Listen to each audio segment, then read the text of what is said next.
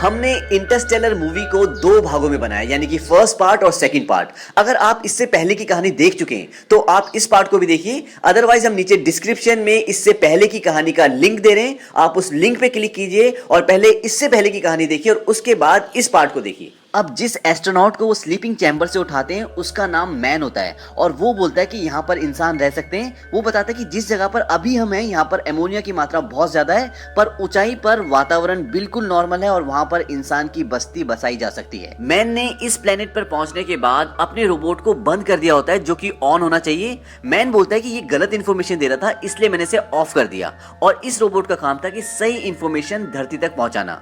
वहीं दूसरी ओर ये दिखाते हैं कि पृथ्वी पर प्रोफेसर ब्रैंड अब अपनी जिंदगी की आखिरी सांसें ले रहे हैं और वो मरने से पहले मर्फ को बताते हैं कि ग्रेविटी की इक्वेशन कभी पूरी नहीं हो सकती।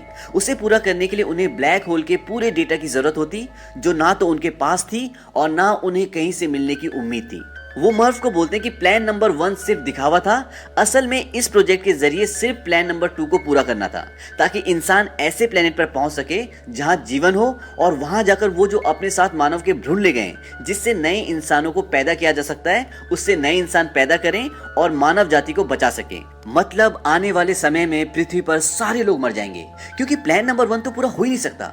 अब मर्फ प्रोफेसर ब्रैंड की बेटी को वीडियो मैसेज रिकॉर्ड करके भेजती है और बोलती है कि प्रोफेसर ब्रैंड अब इस दुनिया में नहीं रहे और वो उन्हें वो सारी बातें बताती है जो प्रोफेसर ब्रैंड ने मरने से पहले मर्फ को बताई होती है। वो बोलते क्या इस धोखे के बारे में मेरे पिता को पता था? वो ये पूछते कि क्या आपको पता था? और इस मैसेज को कूपर भी देख लेता है, पर इस बारे में प्रोफेसर ब्रैंड की बेटी एमिली को कुछ भी पता नहीं होता। अब कूपर ये डिसाइड करता है कि वो इस ग्रह से सीधा पृथ्वी पर लौट जाएगा और अपने बच्चों से मिलेगा। तभी उनका एक साथी कूपर को बोलता है कि जब तुम पृथ्वी पर लौटोगे तो ब्लैक होल का चक्कर लगाते हुए जाना और टार्स जो कि एक रोबोट है उसे ब्लैक होल में छोड़ देना ताकि वो सारा डेटा कलेक्ट करके पृथ्वी पर भेज दे जिससे प्रोफेसर ब्रैंड की ग्रेविटी के अधूरे काम को पूरा किया जा सके और पृथ्वी के लोगों को बचाया जा सके। अब इस प्लेनेट पे कूपर को ये पता लगता है कि मैन जो कि इस प्लेनेट पर था उसने सबको धोखा दिया है और इस प्लेनेट के किसी भी हिस्से में इंसान नहीं रह सकता। मैन गलत डेटा भेजता है और अपने रोबोट को ऑफ कर देता है ताकि उसका रोबोट सही डेटा ना भेज दे और अगर सही डेटा पृथ्वी पर चला गया तो यहाँ कोई नहीं आएगा और वो यहाँ से कभी नहीं निकल पाए। यही कारण होता है कि मैन गलत डेटा भेजता है। मैन कूपर को मारने की कोशिश भी करता है। दरअसल उसका प्लान होता है कि वो इन सब को मार दे और अकेला पृथ्वी पर जाए ताकि वहां जाकर वो कोई भी झूठी कहानी बना दे और उसे झूठा साबित करने के लिए वहां पर कोई ना हो। पर प्रोफेसर ब्रैंड की बेटी एमिली कूपर को बचा लेती है लेकिन वो उनके एक साथी को मार देता है। अब मैन अपने फ्लाइंग ऑब्जेक्ट में एंड्योरेंस की ओर जाता है जो कि उनका स्पेसशिप है और वो अंतरिक्ष में है ताकि वो उससे पृथ्वी पर जा सके। पर जब वो अपना फ्लाइंग ऑब्जेक्ट उससे कनेक्ट करने की कोशिश करता है तो एक जोरदार ब्लास्ट होता है और उस ब्लास्ट में उसकी मृत्यु हो जाती है। पर इस ब्लास्ट से एंड्योरेंस स्पेसशिप को काफी नुकसान पहुंचता है। वहीं कूपर भी अपने फ्लाइंग ऑब्जेक्ट में एंड्योरेंस की ओर आ रहा होता है। अब एंड्योरेंस स्पेसशिप स्टेबल नहीं होता पर कूपर अपने फ्लाइंग ऑब्जेक्ट को एंड्योरेंस से कनेक्ट कर लेता है और वो स्टेबल हो जाता है। लेकिन इस इंसिडेंट के बाद एंड्योरेंस ब्लैक होल की तरफ खिंच रहा होता है पर कूपर बोलता है कि मैं इस ग्रेविटेशनल पुल का इस्तेमाल एक धक्के की तरह करूंगा और एंड्योरेंस को आखिरी बचे तीसरे प्लेनेट की तरफ धकेल दूंगा।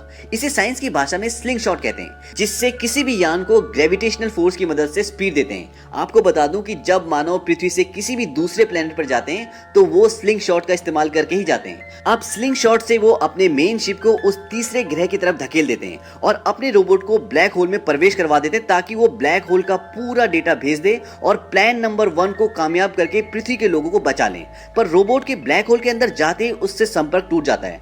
इसके बाद कूपर अपने फ्लाइंग ऑब्जेक्ट को भी मेन शिप जिसका नाम एंड्योरेंस है उससे अलग कर देते हैं ताकि उसका भार कम हो जाए और अब एंड्योरेंस में अकेली एमिली बची है जो बचे हुए आखिरी यानी कि तीसरे प्लेनेट की ओर जा रही है। कूपर ऐसा इसलिए करता है ताकि प्लान नंबर 2 को पूरा किया जा सके और मानव के अस्तित्व को बचाया जा सके। यहीं अब कूपर का फ्लाइंग ऑब्जेक्ट ब्लैक होल की तरफ बड़ी तेजी से बढ़ रहा होता है। उसका फ्लाइंग ऑब्जेक्ट उसे मैसेज देता है कि फ्लाइंग ऑब्जेक्ट से डिटैच हो जाएं और कूपर उससे बाहर निकल जाता है और उसके तुरंत बाद उसका फ्लाइंग ऑब्जेक्ट बहुत तेज से ब्लास्ट होता है। अब यहाँ पर आप ब्लैक होल्स को भी समझ लें। ब्लैक होल्स ब्रह्मांड में ऐसे होल्स होते हैं जिसके अंदर इतनी शक्ति होती है कि वो पूरे के पूरे प्लैनेट्स को निगल जाएं और जैसे जैसे आप उसके अंदर जाते रहोगे वैसे वैसे उसकी चौड़ाई कम होती जाएगी और एक पॉइंट पर आकर वो खत्म हो जाएगा। पर जैसे ही कूपर बाहर निकलता है वो ब्लैक होल के अंदर ना जाकर एक टेसरेक्ट में पहुंच जाता है और अब कूपर का रोबोट भी उसके संपर्क में आ जाता है और वो भी इस जगह को देख सकता है। उसका रोबोट बताता है कि फिफ्थ डायमेंशन के लोगों ने ह्यूमैनिटी को बचाने के लिए ये टेसरेक्ट बनाया है और इस टेसरेक्ट में वो समय में आगे पीछे जाकर किसी भी पहलू को देख सकता है। वो इस टेसरेक्ट के जरिए अपने ही घर में बनी लाइब्रेरी में पहुंच जाता है जो उसकी बेटी मर्फ के कमरे में होती है, जहां उसे मर्फ दिखती है जो अभी बहुत छोटी है और कूपर किताबें गिराकर उसे अपनी मौजूदगी का एहसास करवाना चाहता है। पर मर्फ समझती है ये कोई घोस्ट है। आपको याद होगा बचपन में मर्फ कूपर को बोलती थी कि मेरे कमरे में घोस्ट है जो किताबें गिराता है, और एक बार वो अपने पिता को ये भी बोलती है कि मुझे लगता है कि वो भूत आप ही हैं, और सच में यही होता है। कूपर ही होता है जो उसके कमरे में किताबें गिराता था और वो ऐसा सिर्फ टेसरेक्ट के जरिए कर पाता है जिसकी मदद से वो पास में जा सकता है, पर वो यहाँ फंसा हुआ होता है, वो बात नहीं कर सकता। इसलिए कूपर मर्फ से कम्युनिकेट करने के लिए ग्रेविटी का इस्तेमाल करता है, क्योंकि ग्रेविटी ही एक ऐसी चीज है जो हर डायमेंशन में होती है। और धूल से जो मर्फ के कमरे में बाइनरी कोड्स की लाइंस बनी होती है वो भी ग्रेविटी की मदद से कूपर ने बनाई होती है। कूपर ही मर्फ को ग्रेविटी की मदद से अपने आप को जाने से रोकने का मैसेज देता है, जिसे वो अपनी नोटबुक में नोट कर लेती है स्टे लिखकर। लेकिन सारी कोशिशों के बाद भी कूपर ये नहीं बता पाता कि वो किसी टेसरेक्ट में फंसा हुआ है और वही है जिसने ग्रेविटी की मदद से मैसेजेस भेजे हैं। तभी कूपर का रोबोट उसे बताता है कि उसे ब्लैक होल का सारा डेटा मिल गया है, जिसकी मदद से वो प्रोफेसर ब्रैंड की ग्रेविटी की अधूरी इक्वेशन को पूरा कर सकते हैं और पृथ्वी के लोगों को बचा सकते हैं। यहाँ पर कूपर सारी गेम समझ जाता है। वो अपने रोबोट को बोलता है फिफ्थ डायमेंशन के लोगों ने मुझे नहीं चुना बल्कि मर्फ को चुना है। रोबोट बोलता है किस लिए? कूपर बोलता है दुनिया को बचाने के लिए, और इसीलिए मैं यहाँ पर हूँ।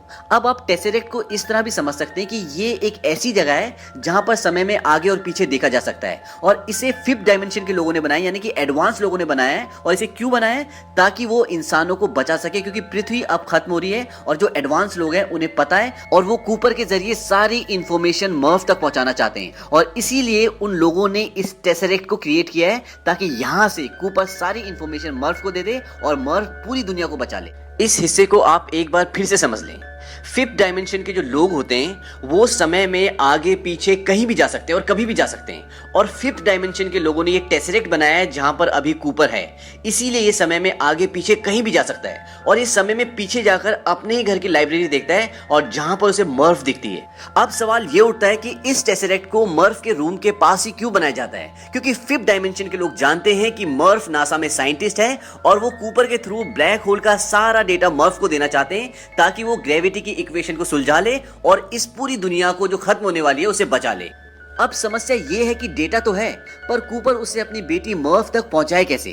कूपर अपने रोबोट से सारा डेटा मोर्स कोड के रूप में ले लेता है और उसे ग्रेविटी की मदद से बुक सेल पर जो घड़ी रखी होती है, जो कूपर ने अपनी बेटी मर्फ को इस मिशन पर आने से पहले दी होती है, उस घड़ी की सुई में ट्रांसफर कर देता है। मोर्स कोड टेक्स्ट मैसेजेस भेजने का एक ऐसा तरीका है, एक ऐसी टेक्निक है जिससे आप क्लिक से, लाइट से या ऑन ऑफ टोन से अपने मैसेज को भेज सकते हैं, और जो लोग इस शैली को जानते हैं और वो उसे डिकोड करके समझ लेते हैं। अब जब मर्फ अपने पिता की घड़ी लेने आती है जो कि अब साइंटिस्ट है, तो वो देखती है कि उसकी घड़ी की सुई अजीब तरह से रिएक्ट कर रही होती है, और क्योंकि वो साइंटिस्ट है तो उसे मोर्स कोड के बारे में पता होता है और वो ये समझ जाती है कि उसके पिता ही उसे मोर्स कोड के जरिए डेटा भेज रहे हैं, और वो इस डेटा को समझकर ग्रेविटी की इक्वेशन को सॉल्व कर लेती है।